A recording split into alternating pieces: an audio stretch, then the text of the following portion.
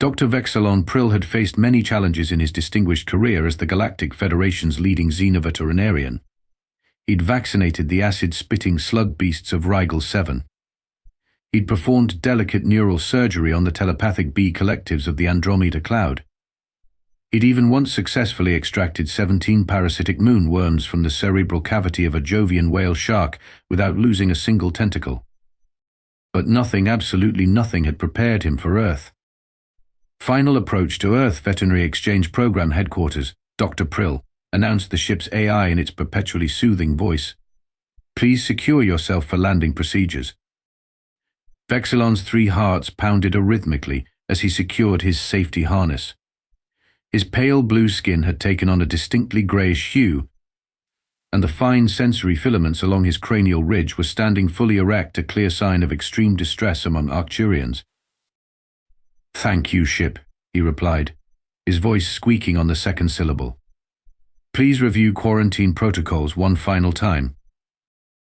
"Quarantine protocols have been reviewed 14 times in the past hour, Doctor. They remain unchanged since your last request 3 minutes ago." Yes, of course," Vexilon muttered, his lower left eyelid twitching spasmodically. "One can never be too careful when visiting Earth." He practically whispered the planet's name, as though saying it too loudly might summon one of its infamous inhabitants. The vessel shuddered slightly as it entered Earth's atmosphere. Vexilon watched through the viewscreen as clouds parted to reveal vast stretches of blue ocean and green-brown landmasses. It looked deceptively peaceful from orbit, much like any Class M planet in the Federation.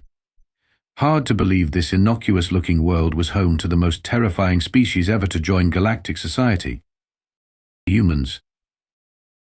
The mere thought sent a ripple of fear through Vexilon's respiratory bladders. Barely 50 Earth years had passed since humans had stumbled upon a damaged Centaurian scout ship and had reverse-engineered enough of its technology to cobble together their first faster-than-light drive. Their sudden appearance at the Galactic Council had been disruptive, to put it mildly. "Dr. Prill," the AI interrupted his spiraling thoughts, "your vital signs indicate extreme anxiety. Would you like me to administer a mild sedative before landing?" "Absolutely not," Vexilon snapped, all 4 nostrils flaring indignantly. "I need my wits about me. These are humans we're dealing with." The Galactic Federation's briefing materials on humans had been comprehensive, if deeply disturbing. A species that had evolved alongside predators and then, inexplicably, invited those same predators into their dwellings. A species that consumed both plants and animal tissue with equal enthusiasm. A species that, when encountering the diverse, peaceful herbivores that comprised most of galactic society, had been disappointingly unfazed. "Just a bunch of big space guinea pigs," one human diplomat had reportedly muttered during first contact. The Federation was still trying to determine if this constituted a grave insult or merely an observation. But what truly terrified Vexilon, what had him practically secreting stress hormones through his pores right now, was the true reason for his visit, is to study Earth's companion animals, creatures that humans kept in their homes for companionship. They claimed, but which the Federation strongly suspected were actually biological weapons, or at the very least, intimidation tools. The diplomatic cables had been explicit. Under no circumstances shall Federation representatives express horror at the presence of Earth's companion predators. As humans become inexplicably defensive when their bond with these creatures is questioned. The ship touched down with a gentle bump on the landing pad of the newly constructed Interspecies Veterinary Exchange Center in a place called Colorado. Vexilon took a deep breath of his native atmosphere one last time before the air would be replaced with Earth's oxygen-nitrogen mix. "You've got this, Vex," he told himself, using the self-affirmation technique his therapist had recommended. "You're the Federation's top xenovet. This is just another assignment. Just another day at the office." The airlock hissed as it began cycling. Vexilon gathered his composure along with his medical kit. He'd been chosen for this mission because of his expertise, yes, but also because Arcturians had the closest physiological match to humans among Federation species: bilateral symmetry, upright posture, comparable size, and most importantly, an endoskeleton. Many Federation races found endoskeletons deeply unsettling. But Vexilon prided himself on his scientific objectivity. "I am a professional," he whispered as the outer door began to slide open. "I will not judge their bizarre predator-worshipping culture. I will learn about their docile companion species with an open mind." Sunlight flooded the airlock, momentarily blinding him. As his ternary vision adjusted, Vexilon stepped forward onto Earth soil for the first time, his posture deliberately formal, his expression carefully neutral despite his inner turmoil. A small welcoming committee awaited him. 3 humans in white coats, similar to his own universal translator badge, indicated their professions as veterinarians. They smiled, revealing rows of blunt omnivore teeth that sent an involuntary shiver down Vexilon's dorsal column. Dr. Prill, the tallest human, stepped forward. One arm outstretched in what the briefing had called a handshake, a greeting ritual that supposedly began as a way to prove one wasn't carrying weapons. How very human. "Welcome to Earth. I'm Dr. Maya Rodriguez, Director of the Exchange Program. We're thrilled to have the Federation's top xenovet joining us." Vexilon extended his primary manipulation appendage, trying not to flinch as the human wrapped warm fingers around it and moved their joined limbs up and down. "The honor is mine," he replied automatically, the diplomat-grade translator converting his harmonic speech patterns into perfect English. "I look forward to learning about your," he hesitated fractionally, "companion species." Dr. Rodriguez beamed at him. "Well, you're in for a treat. We've arranged for you to shadow one of our best veterinary practices. They specialize in what we call exotic pets as well as more traditional companion animals." Something about her emphasis on the word exotic sent warning signals through Vexilon's nervous system. "Exactly what species will I be?" he began, but was interrupted by a distant sound that made his blood run cold. A low, rumbling growl. The unmistakable vocalization of a predator. One of the other humans laughed. "Sounds like someone's brought their Great Dane in again." "Great Dane?" Vexilon repeated weakly.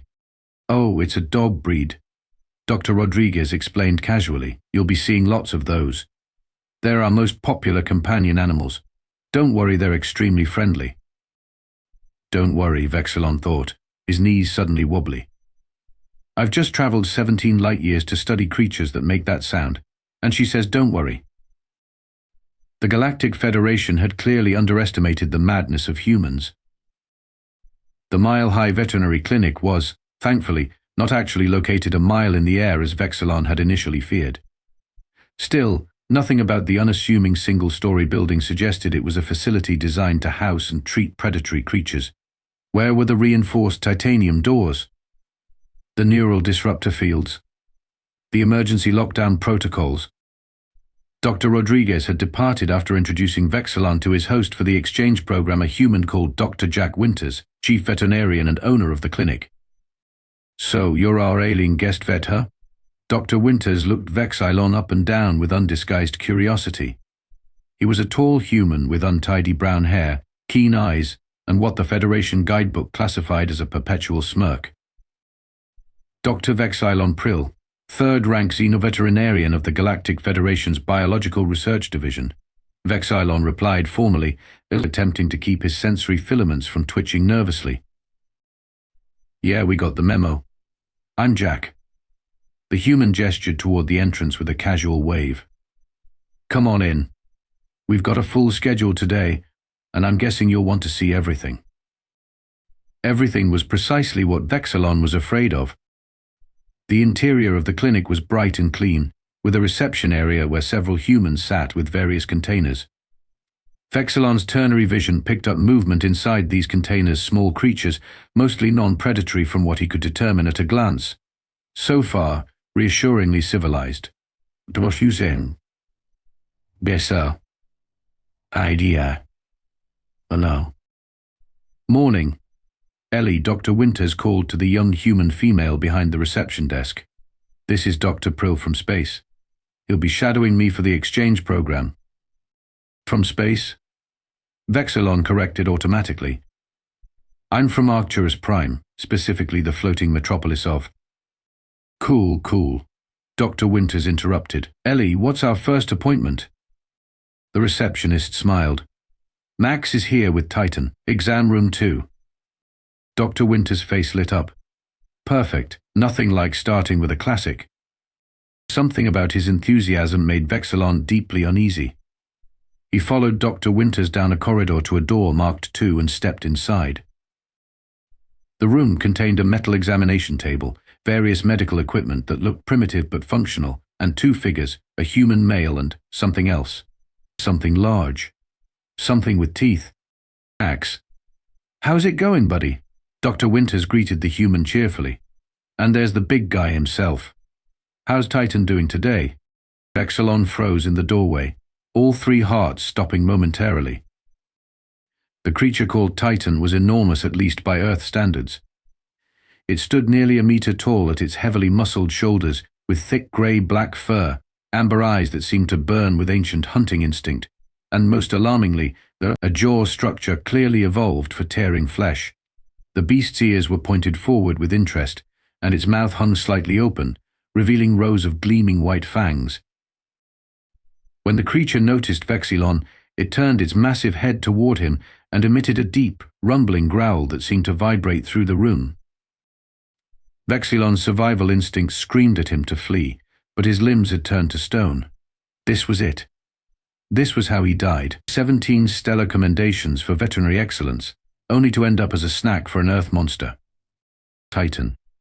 Be nice, the human called Max said, though he sounded more amused than concerned. Sorry about that. He gets a little protective sometimes. No worries, Dr. Winters replied casually. Then, noticing Vexilon's frozen posture, You okay there, Doc? You've gone a weird shade of grey. That's Vexilon managed to croak. Oh, this is Titan. He's a wolf-dog hybrid. About 85% Alaskan Malamute, 15% grey wolf. If I recall correctly. Dr. Winters looked to Max for confirmation. That's right, Max nodded proudly. Best dog I've ever had, super smart, great with the kids. With the offspring? Vexilon whispered. Horrified, you allow this predator near your young? Both humans stared at him for a moment. Then Dr. Winters burst into laughter. Chill, Dr. Prill. He's just a spoiled murder puppy, aren't you, Titan? Dr. Winters approached the beast without hesitation, and to Vexilon's absolute horror began rubbing its head and neck. The creature's eyes half closed in apparent pleasure, its fearsome tail now swinging back and forth in a rhythmic motion. Maybe they don't have dogs where you're from, Max suggested kindly. Titan might look intimidating, but he's a total softie. Here, you want to pet him? Pet him, Vexilon repeated weakly. Yeah, you know. Like this, Dr. Winters demonstrated by running his defenseless human hand over the predator's head again. He loves attention. Vexilon remained frozen, his mind racing through emergency protocols. The diplomatic briefing had been explicit. Under no circumstances should he offend humans by appearing repulsed by their companion animals. But surely they couldn't expect him to make physical contact with this obvious apex predator. Perhaps I should observe first, he suggested diplomatically. Dr. Winters shrugged. Suit yourself. All right, Max, what brings Titan in today? Vexilon's first day at Mile High Veterinary Clinic proved to be an exercise in terror management. After the wolf-dog hybrid came a parade of what humans called pets, but what any rational galactic citizen would classify as nightmares with legs. There were cats, small but clearly lethal ambush predators with retractable claws and eyes that seemed to calculate the precise location of one's vital organs. There were ferrets, elongated hunting creatures that moved like liquid malice. And most disturbing of all, there were more dogs in various shapes and sizes, each somehow managing to be both adorable and horrifying simultaneously. By mid-afternoon, Vexilon had backed himself into no fewer than 7 corners, accidentally deployed his emergency distress beacon twice, and consumed an entire tube of Arcturian anti-anxiety paste hidden in his medical kit. You're not much of a dog person, huh? Dr. Winters remarked as they took a brief lunch break in the staff room. The human was consuming some sort of meat-based nutrient disc between 2 pieces of plant matter. The whole process of watching him eat was unsettling. We don't have dogs on Arcturus Prime, Vexilon explained stiffly. Our companion species are primarily non-ambulatory photosynthesizers and symbiotic crystal formations. You keep plants and rocks as pets. Dr. Winters looked genuinely confused. Not rocks. Symbiotic crystal formations. They form beautiful geometric patterns based on the emotional resonance of their caretakers. It's quite sophisticated. Vexilon felt a flush of pride describing his own companion crystal, Harmonious Refraction, who had been with him for 22 cycles. Dr. Winters took another bite of his food. Sounds riveting, he said around his mouthful. But don't you guys have any, actual animals? Things that move? Of course we do. Arcturus Prime has a rich and diverse ecosystem. But civilized beings don't invite wild creatures into their homes. Vexilon paused, trying to find a diplomatic way to continue. In the Federation, most species evolved as prey animals. Our instincts are to flee from predators, not cuddle them. Dr. Winters considered this, then shrugged. I guess that makes sense from your perspective. But humans evolved alongside predators. We figured out pretty early that some of them could be useful to have around. Dogs helped us hunt, kept us warm, alerted us to danger. Cats killed vermin that spread disease. It was a mutually beneficial arrangement. But surely once you developed technology, you no longer needed these arrangements. Vexilon ventured. Tuka. Dr. Winter's expression softened in a way Vexilon hadn't seen before. It went beyond need a long time ago, Doc. And we formed bonds with these animals, emotional connections. They became family. Family, Vexilon repeated, tasting the alien concept. You consider predatory species to be relatives? Not literally related, Dr. Winters clarified. But yeah, they're family in all the ways that count. Love, loyalty, companionship. The concept was so foreign that Vexilon's translator briefly glitched, unable to find Arcturian equivalents for some of these concepts as applied to predator-prey relationships. Their philosophical discussion was interrupted by Ellie poking her head into the break room. Jack, Mrs. Abernathy is here with Einstein. Says he's been acting weird since yesterday. We'll be right there, Dr. Winters responded, stuffing the last of his food into his mouth. You're gonna love Einstein, he told Vexilon with that troubling smirk. He's a parrot. Birds are different from mammals. You might find them less intimidating. Vexilon felt a flicker of relief. A bird. Finally, a somewhat reasonable companion species. On Arcturus Prime, they had many avian-adjacent lifeforms, mostly peaceful nectar sippers and seed dispersers. Perhaps this parrot would be comparable. That relief evaporated the moment they entered exam room 3. What's up, Doc? Got any booze? Screeched a shockingly colorful creature with a wickedly sharp curved beak. It was perched on the shoulder of an elderly human female, its head swiveling with unnerving precision to fix one beady eye directly on Vexilon. Mrs. Abernathy. Dr. Winters greeted the human warmly. And hello to you too, Einstein. Still working on that appropriate language, I see. I'll peck your eyeballs. Squawk. Who's the blue freak? The bird's volume was inversely proportional to its size. Vexilon took an involuntary step backward. It speaks. African grey parrots are excellent mimics, Dr. Winters explained. Einstein here has about a 200-word vocabulary. Unfortunately, Mrs. Abernathy's late husband taught him some colourful phrases. Harold thought it was hilarious, Mrs. Abernathy said with a resigned sigh. I've been trying to teach Einstein better manners since Harold passed, but he's stubborn. Harold's dead. Party time. Want a cracker, blue boy? The parrot hopped from foot to foot in what appeared to be some sort of avian victory dance. Fascinating, Vexilon murmured, despite himself. Its intelligence level must be. Hey, tentacle head. Your mother was a hamster, Einstein interrupted, flapping his wings aggressively. Dr. Winters tried and failed to suppress a snort of laughter. Sorry about that. What seems to be the problem with Einstein today, Mrs. Abernathy? As the elderly human described symptoms that suggested a minor digestive issue, Vexilon found himself oddly captivated by the obnoxious bird. The creature was clearly intelligent enough to mimic speech, but did it understand what it was saying? Did it genuinely feel grief or joy? The concept of emotional bonds with non-sapient species was still alien to him, but watching Mrs. Abernathy gently stroke Einstein's feathers with obvious affection, he wondered if perhaps there was more to this human peculiarity than he'd initially thought. By the end of his third day at Mile High Veterinary Clinic, Vexilon had developed what humans might call a routine. He still flinched whenever a dog barked too suddenly, and he maintained a professional distance from the felines. After one particularly judgmental tabby had swiped at his sensory filaments, but he was no longer activating his emergency beacon at the sight of exposed canine teeth. In progress, of a sort.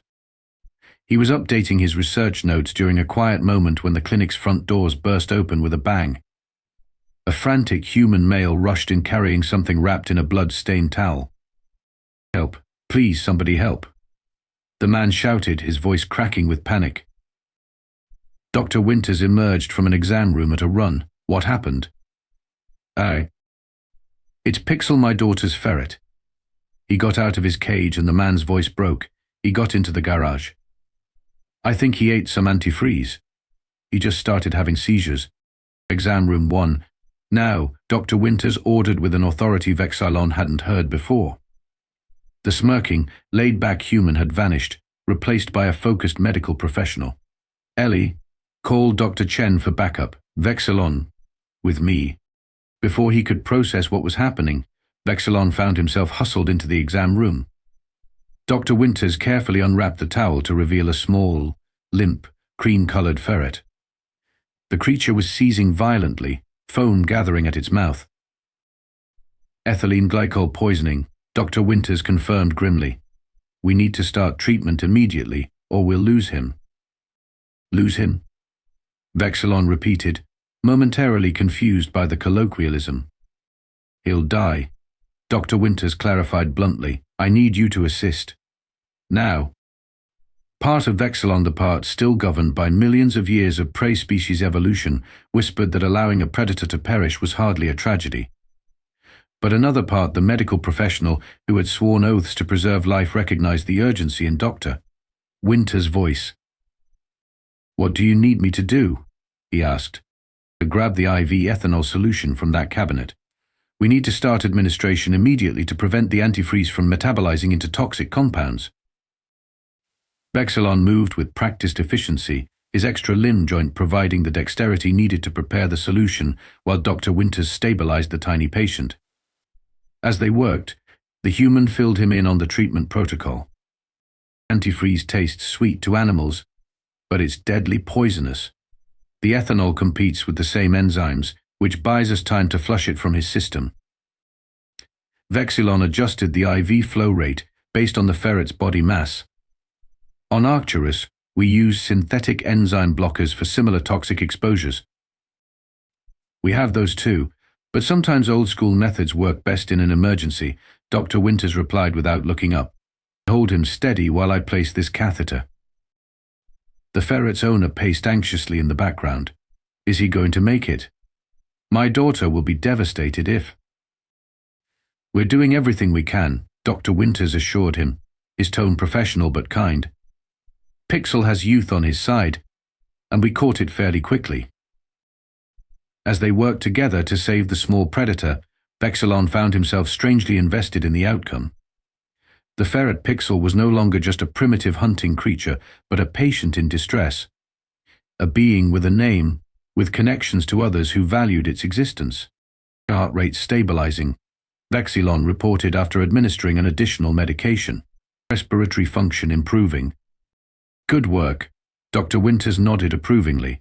"Let's get some activated charcoal into him next." The emergency lasted nearly 2 hours, during which they worked in seamless coordination. Vexilon found himself drawing on all his veterinary training, adapting techniques from a dozen worlds to this tiny Earth predator. When the ferret finally stabilized enough to be transferred to an oxygen chamber, both doctors exhaled in relief. "We're not out of the woods yet," Dr. Winters told the anxious owner, "but his chances look much better now. We'll need to keep him overnight for monitoring." "Thank you," the man said fervently, his eyes wet. My daughter's had Pixel since she was 7. He's family. There it was again, that strange human concept of predators as family. But this time, Vexilon felt he understood a fraction better. After the owner left, Dr. Winters cleaned up the exam room while Vexilon monitored Pixel's vital signs. "You did good work in here," Dr. Winters said, breaking the silence. "Some of those techniques you used, I haven't seen them before." "Arcturian adaptive medicine," Vexilon explained. "We believe in modifying the approach to the individual patient rather than following rigid protocols." "I like that philosophy," Dr. Winters nodded. "So I'm guessing you guys don't really have many toxicity cases with your, what did you call them? Crystal formations?" Vexilon's mouth twitched in what might have been the Arcturian equivalent of a smile. "Symbiotic crystal formations are remarkably resistant to poisoning. But we do have organic companion species on some Federation worlds that require medical intervention." "But not predators," Dr. Winters observed. "No," Vexilon admitted. "Not predators, yet you just spent 2 hours saving one without hesitation." Vexilon glanced at the small ferret, now sleeping peacefully in the oxygen chamber. "I am a doctor first. Species is secondary." Dr. Winters grinned, not his usual smirk, but something more genuine. "Maybe we're not so different after all." Later, as Vexilon checked on Pixel 1 last time before ending his shift, he found himself wondering what his colleagues back home would think if they could see him now, voluntarily approaching a predator, concerned for its welfare. The thought was both disturbing and strangely exhilarating. Perhaps there was more to learn from humans than he had initially believed. 1 week into his Earth assignment, Vexilon found himself doing something he never could have imagined, voluntarily approaching a dog. Not just any dog, but Titan, the massive wolf hybrid that had nearly stopped all 3 of his hearts during their first encounter. "Remember to keep your movements slow and non-threatening," Dr. Winters advised as they entered the exercise yard behind the clinic. "Let him come to you." Vexilon nodded, his sensory filaments only slightly quivering with apprehension. "I've been reviewing your planet's canine behavioral literature. Fascinating evolutionary psychology." Max had brought Titan in for a routine vaccine booster, and when he mentioned the dog seemed restless lately, Dr. Winters had suggested they all take a break in the yard. What Vexilon hadn't realized was that all would include him. "Hey Max, mind if Dr. Prill here tries some interaction with Titan?" Dr. Winters called out. Max looked surprised but nodded. "Sure, if he wants to. Titan's been much more mellow since he got that joint supplement you recommended." Titan was currently exploring the perimeter of the yard, his powerful frame moving with an efficiency that both impressed and terrified Vexilon. When the beast turned and noticed Vexilon watching him, his ears perked up with interest. "Oh no, he's seen me," Vexilon murmured. "Should I maintain eye contact to establish dominance or avoid it to prevent triggering predatory instincts?" Dr. Winters rolled his eyes. "He's not going to eat you, Doc. Just relax and let him check you out. Titan can sense fear most dogs can." "That's not helpful information," Vexilon hissed. But it was too late. Titan had apparently decided that the blue alien was worthy of investigation and was trotting directly toward him.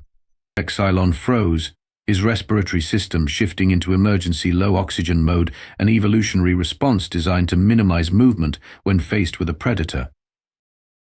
Titan stopped about a meter away, his amber eyes fixed on Vexilon with unsettling intelligence. Then, to Vexilon's shock, the massive canine sat down, tilted his head slightly, and whined. "He wants to say hello," Max explained. "Hold your hand out for him to sniff." "Is that safe?" Vexilon asked, unable to tear his gaze away from the wolf dog. "Completely," Dr. Winters assured him. "It's how dogs get to know you. They experience the world primarily through scent." With trembling digits, Vexilon extended his primary manipulation appendage toward Titan.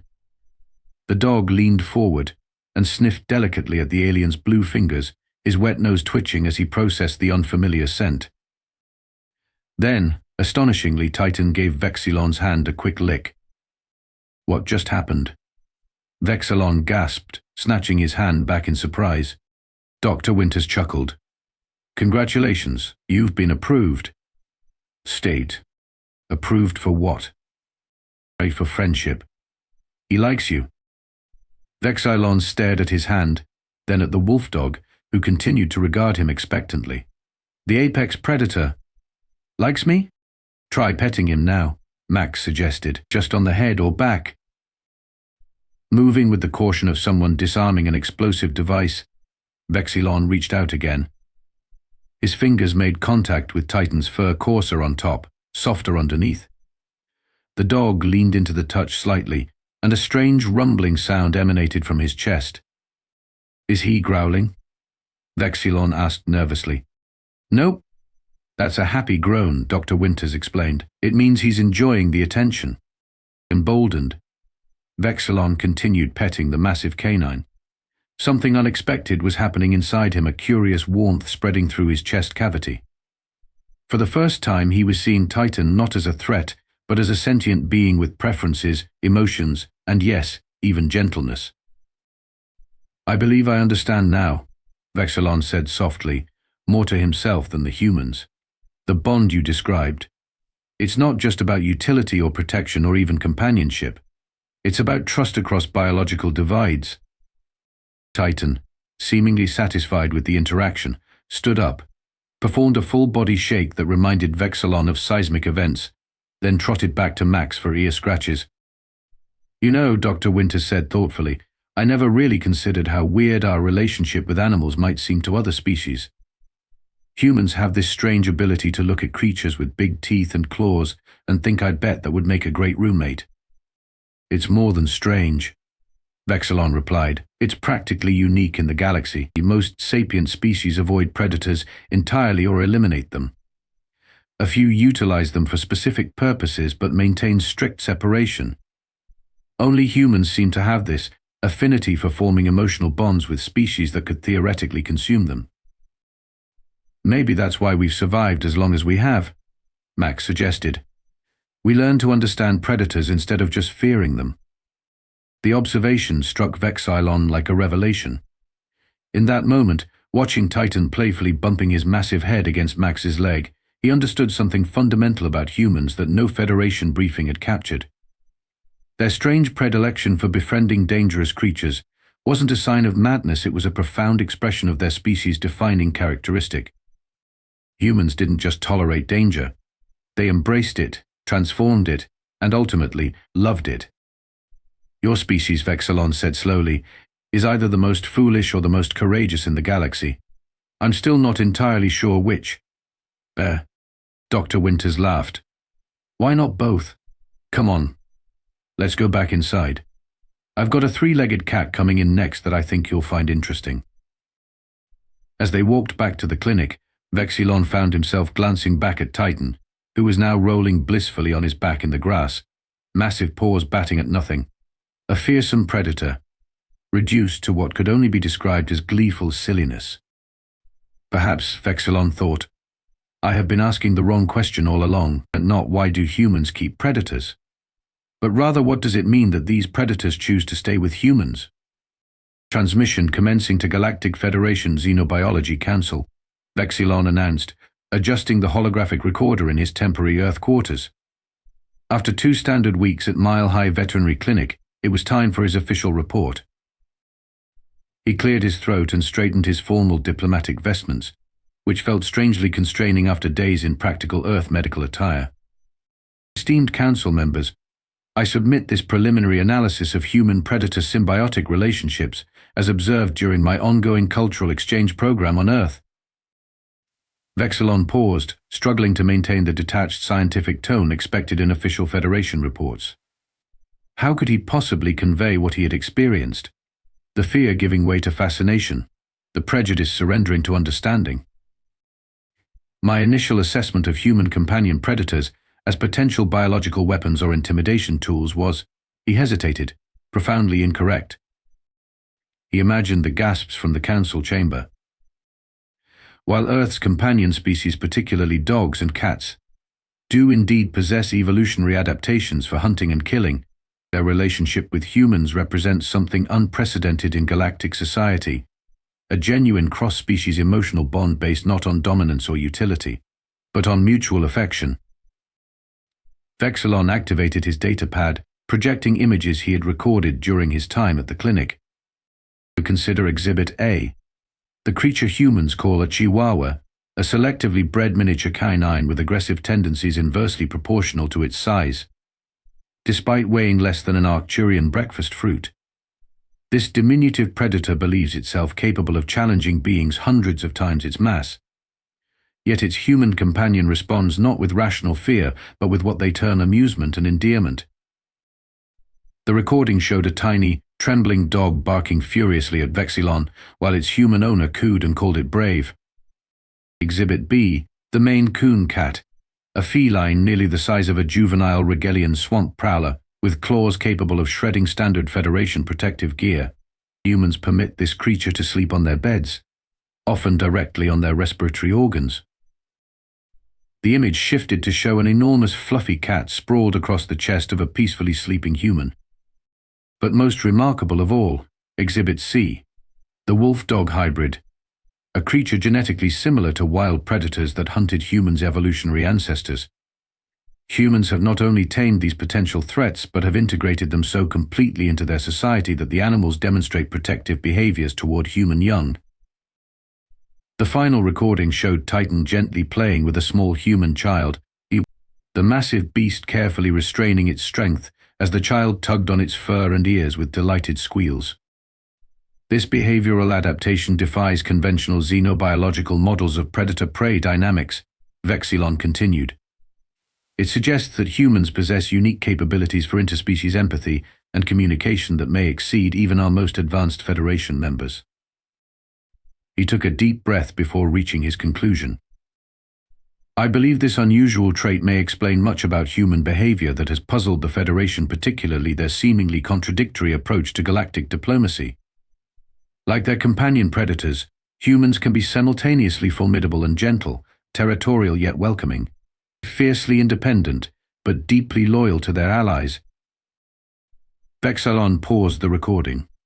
Something was missing, something important that wouldn't be captured by scientific analysis alone. After a moment's contemplation, he deleted the formal report and started again. Fellow sentients of the Galactic Federation, he began with new resolve. I need to tell you about dogs. 3 hours later, Vexilon found himself back at Mile High Veterinary Clinic for a farewell gathering the staff had organized. Dr. Winters presented him with a small package. A little something to remember us by, he explained with his characteristic smirk. Vexilon unwrapped it to find a holographic image cube displaying rotating pictures of the clinic's staff and various animal patients, including Titan, Einstein the foul-mouthed parrot, and even Pixel the ferret, fully recovered from his antifreeze adventure. I thank you, Vexilon managed, his voice modulator struggling with the unexpected emotion in his vocal sacs. So what happens now? Dr. Winters asked. Back to Arcturus Prime to take care of sick crystals? Actually, Vexilon replied, I've requested an extension of my Earth assignment. The Federation has approved a 6-month research project on human-animal bonding patterns across different Earth cultures. Dr. Winters raised an eyebrow. Really? I thought you couldn't wait to get away from our dangerous murder puppies. I've had a change of perspective, Vexilon admitted, and I may have also submitted an application to Earth's interspecies pet adoption program. You're getting a pet? Dr. Winters looked genuinely shocked. A small one, Vexilon clarified hastily. What humans call a hamster. It's technically an herbivore, so my cultural transition will be gradual. Dr. Winters burst out laughing. A hamster? Well, it's a start. Who knows, maybe in a few years you'll graduate to a labradoodle. The farewell party continued around them, humans and their various companion animals mingling in what Vexilon now recognized as a complex social ecosystem. As he watched Einstein the parrot stealing Hors d'oeuvres while shouting obscenities, and Titan gently accepting treats from even the youngest human children, Vexilon thought about his revised report to the Federation. He had ended it with a recommendation that had surely caused uproar in the council chambers, The Federation should reconsider its classification of humans as emerging sentients and recognize them as advanced empathic beings with valuable insights to offer galactic society, particularly in the realm of interspecies cooperation. After all, any species that could turn apex predators into devoted family members clearly possessed diplomatic skills the rest of the galaxy had yet to imagine. "You know what I've learned from all this?" Vexilon said to Dr. Winters as they watched a St. Bernard nearly knock over the punch bowl with its enthusiastic tail wagging. "What's that?" "Oh, that perhaps the most profound form of courage isn't facing your fears," Vexilon replied thoughtfully. "It's befriending them." Dr. Winters nodded, uncharacteristically serious for a moment. "That might be the most human thing you've said yet, Doc." Coming from him, Vexilon decided, it was quite possibly the highest compliment he had ever received.